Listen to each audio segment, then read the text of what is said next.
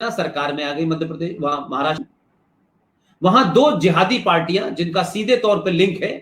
कौन नहीं जानता कि उस लोकल पार्टी जो है उसका सरगना जो है किससे मिला हुआ है। आपने इन मुसलमानों के मुंह से एक सवाल बहुत सुना होगा, मैं इनकी मक्कारी बताता हूं ना कि ये कितने शातिर हैं। इनको पता है कि आज हमारा आधे घंटे के लिए सही फायदा अगर इनसे है तो इनसे चुपके रहो, आधे घंटे के लिए भी फायदा है। ये जब बीजेपी सत्ता में होती है तब ये बड़ा सवाल उठाते हैं, कृष्णा कमीशन की रिपोर्ट क्यों नहीं है। वो गोल टोपी वाला बहुत उठाता है, कृष्णा आयोग की रिपोर्ट को सार्वजनिक करिए, सार्वजनिक करिए। लेकिन आपने देखा तीनों चुप है, शिवसेना, एनसीपी, कांग्रेस। इस दौर में कोई मुसलमान उसकी बात नहीं करेगा, और अगर बहुत दबाव हुआ तो किसी दो कौड़ी के मुसलमान से जिसकी कोई हैसियत नहीं है उससे उठवा दिया, जिसका कोई लेना देना नहीं है। इसी सरकार के रहते हुए सामूहिक पूरे महाराष्ट्र का और खासकर से मुंबई का मुसलमान सड़कों पर निकले और कहे कृष्णा आयोग की रिपोर्ट लागू करो। मैं देखना चाहता हूं, नहीं कहेगा। वो जानते हैं कि ये वक्त नहीं है उठाने का, क्योंकि अभी तो हमारा एजेंडा चल रहा है। इस एजेंडे में शिवसेना है तो क्या फर्क पड़ता है। हमको गाली दे दी तो क्या फर्क पड़ता है, शिवसेना के लोग इन्वॉल्व है तो क्या फर्क पड़ता है। आज तो सत्ता का मजा ले लो और इस सत्ता के माध्यम से मुसलमानों को पुलिस में एंटर करा दो कि मुसलमान जो है उसका रिप्रेजेंटेशन बड़ा कम है और मुसलमानों का पुलिस के ऊपर यकीन नहीं है। ये इनका यकीन अजीबोगरीब है कि जब तक ये नहीं यहां होंगे वहां इनका यकीन नहीं होता, क्योंकि ये यकीन की पहचान है। ये नहीं कहते कि हमारा आदमी जाएगा तो हमें बचाएगा, हमारे नाजायज काम बचाएगा। जैसे उत्तर प्रदेश में एक मुसलमान एमएलए ने सपा की सरकार में कहा कि हमने इंस्ट्रक्शन दे दिए कि हर थाने में मुसलमान के ऊपर एफआईआर लिखने से पहले हमसे पूछा जाए। तो ये तो निजाम वो चलाते हैं ना, इनका निजाम मुस्तफा तो यही है ना। 1400 साल पहले एक मौसूफ ने एक कविता लिख दी थी वहां अरब में, उसके कत्ल का हुक्म मौसूफ ने दिया था। ये वही लोग हैं, सोच नहीं बदली इनकी। लेकिन पूरा देश का मक्कार मुसलमान, मैं खुल के कह रहा हूं इसलिए किसी के मेरी पर्सनल वो नहीं है, लेकिन इस मक्कारी को साबित करनी है। विपुल भाई, प्रवीण भाई, आप तो मुंबई में रहते हैं, कैसे मुंबई के अंदर एक किताब आ गई 8वीं क्लास में जिसमें यह पढ़ाने लगे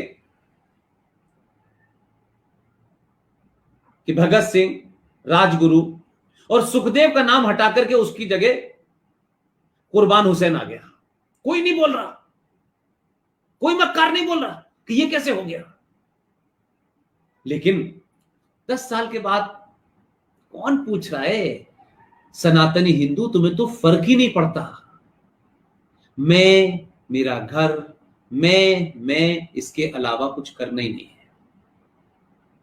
दुनिया में अगर आप कोई खबर नहीं रखेंगे तो कोई आपको बताएगा नहीं, और जब आपको पता चलता है तब कहते हैं इट्स टू लेट, अब क्या कर सकते हैं।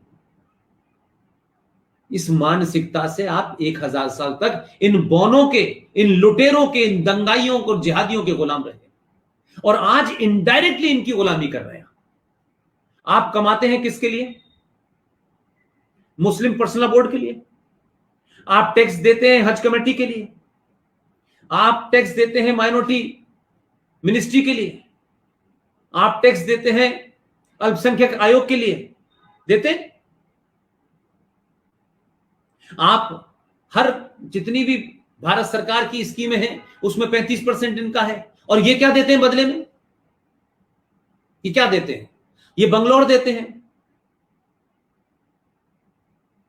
ये मलयाना देते हैं, ये आसाम देते हैं, ये अलीगढ़ देते हैं, ये रामपुर देते हैं, ये शाहीन बाग देते हैं। ये कहते हैं कि हिंदुओं की खबर को देगी एएमयू में, भारत तेरे टुकड़े होंगे इंशाल्लाह इंशाल्लाह, ये देते हैं बदले में। आप अपने पैसे से इस देश के जिहादियों को मजबूत कर रहे हैं, और आप इतने भोले हैं कि आपके मंदिरों पर चढ़ने वाला जो पैसा है वो भी सरकार ले लेती है। तो आखिर सरकार ये अरबों करोड़ों रुपए की जो इनको जो इमदाद देती है, उसी से तो ये संस्था चलते हैं। और इसके अलावा नाजायज तरीके से। 2011 में जिस तरीके से हवाला से पहले पैसा आता था, दूसरे माध्यमों से आता था, ज़कात का पैसा आता था, उसको लीगलाइज करने के लिए 2011 के अंदर FCRA लाया गया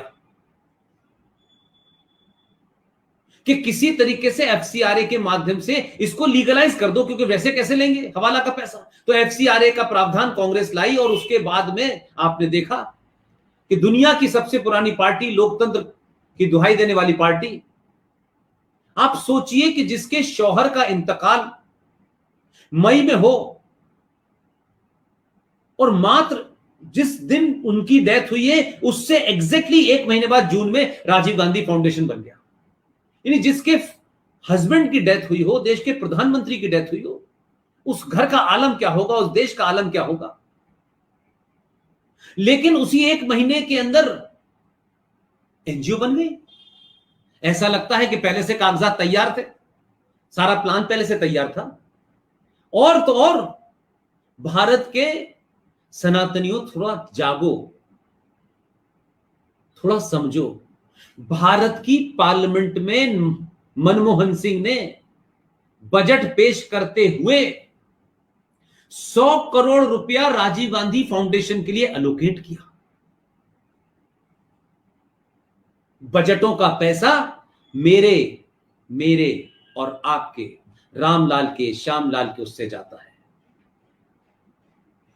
उस पैसे के अलावा भी आपके मंदिर पे जो पैसा चढ़ता है, सरकार उसे भी 80% ले लेती है,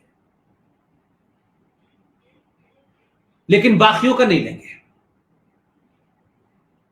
तो आपने तो अपने, जो आपकी हालत है, आपने अपने आप हथियार देके कहा है हमारा कत्ल करो, हमारा मर्डर करो, हमें मार दो, और उसके बाद हमारे घर वाले कुछ लकड़ियां लेके हमें जला देंगे। बस इतना ही आपने किया है। यह दुनिया की पहली ऐसी कौम है जो अपने हाथ से कहती है कि आप हमें मार क्यों नहीं रहे, आप हमारी हत्या कीजिए, आप हमारी राजनीतिक हत्या कीजिए, आप हमारी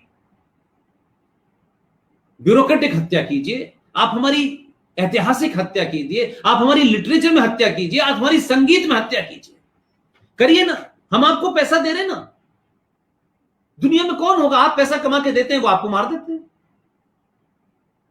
अंकित सक्सेना, एक लड़का एक लड़की के साथ प्यार करता था, वो लड़की अपने घर से चली कि मैं अंकित से शादी कर रही। ये दिल्ली की, साउथ दिल्ली की बात बता रहा हूं, नई दिल्ली की बात बता रहा हूं, जहां बड़े जमीन और जहीन लोग बैठते हैं, बड़े इंटेलेक्चुअल लोग बैठते हैं।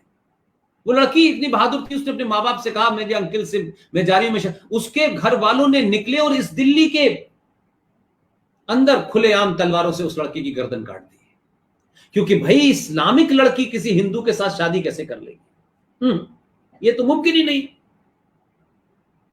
और अभी आपने सोनभद्र में देखा क्या किया प्रिया नाम की लड़की के साथ।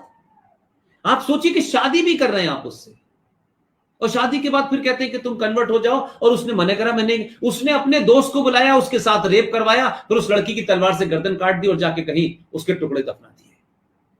इस पे चर्चा मत करो, ये हिंदू मुस्लिम भाई भाई का मामला है, ये हमारी साझा विरासत है, यही तो संस्कृति है हमारी। हम तुम्हें लूटेंगे, रेप करेंगे, मारेंगे, हमारे एजेंडे में सब कुछ जायज है, लेकिन तुम्हें बोलना नहीं है। तुम बोलोगे तो देखो फिर ये बात गलत हो जाएगी, फिर तो सेकुलरिज्म खतरे में पड़ जाएगा, जिसे हम नहीं मानते। लेकिन तुम सेकुलर रहो भाई।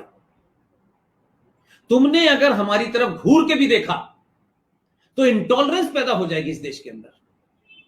इस देश में हिंदुत्व जो है वो बढ़ रहा है,